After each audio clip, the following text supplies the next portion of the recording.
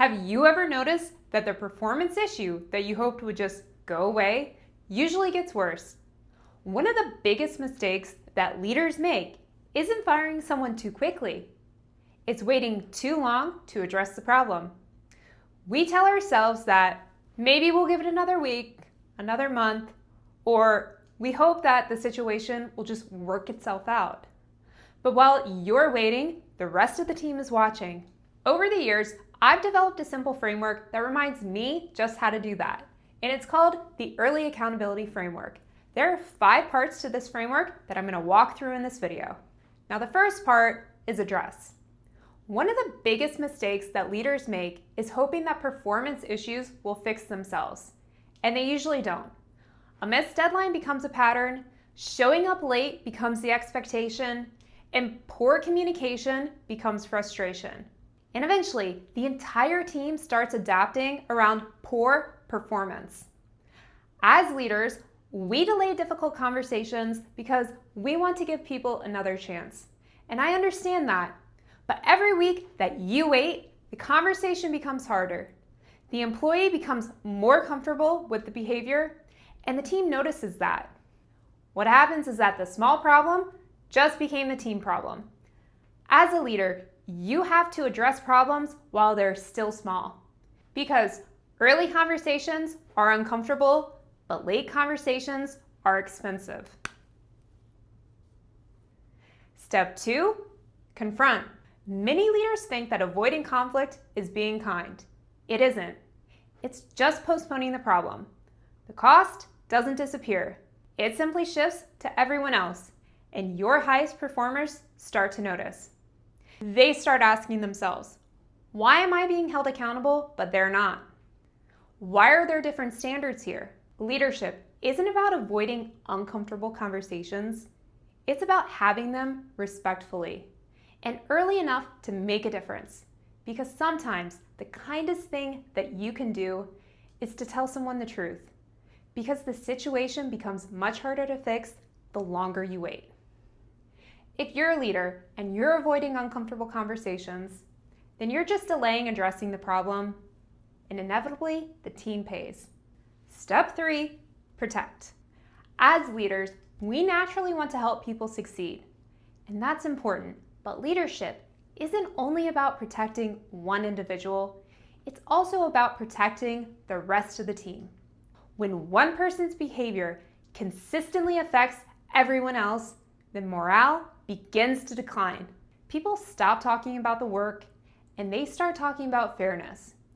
You don't have to share confidential performance conversations, but your team should know that accountability matters. Leadership means more than just balancing empathy for one person with responsibility for everyone. As a leader, remember that one person's performance eventually affects the entire team. Part 4, coach. Not everyone's performance issues require formal discipline. In fact, most don't. But many people simply just need clarity. They need specific feedback and clear expectations, and an opportunity to improve, and that's coaching. The earlier that leaders coach, the more that the issue gets resolved before it grows. Great leaders don't just jump straight to punishment. They start with clarity, because people can't improve if they don't know what's expected. So remember, as a leader, first coach, then correct, then discipline.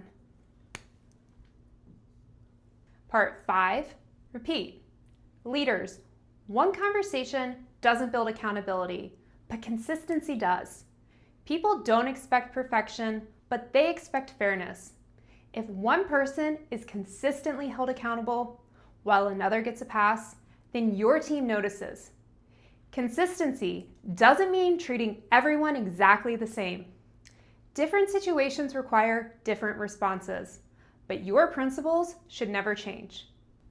Leaders, remember that consistency equals trust. Accountability isn't an event, it's a habit. And that's why the final step is repeat. Leadership isn't measured by how long you avoid difficult conversations. It's measured by how well you handle them.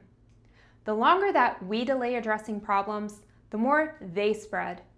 A performance issue becomes a morale issue becomes a culture issue, and eventually that becomes a leadership issue. The best leaders don't wait until situations become crises. They address, they confront, they protect, they coach, they repeat. Because early conversations are uncomfortable, but remember, late conversations are expensive. If you enjoyed this framework, I think that you'll enjoy my previous video on how technical leaders handle conflict without derailing meetings. In that video, I share another one of my 5-step frameworks for leading difficult discussions without letting them derail your team. You'll find a link to this video in the description. I'll be back in 2 weeks with the next framework in this series: how to deliver difficult feedback that people actually hear. If that sounds useful, then please subscribe. I post new leadership videos every other Tuesday. As always, I'm Catherine. This is Leadership Lab 360. Please, if this video helped you, then help me out and hit the like button. I'll see you in the next one.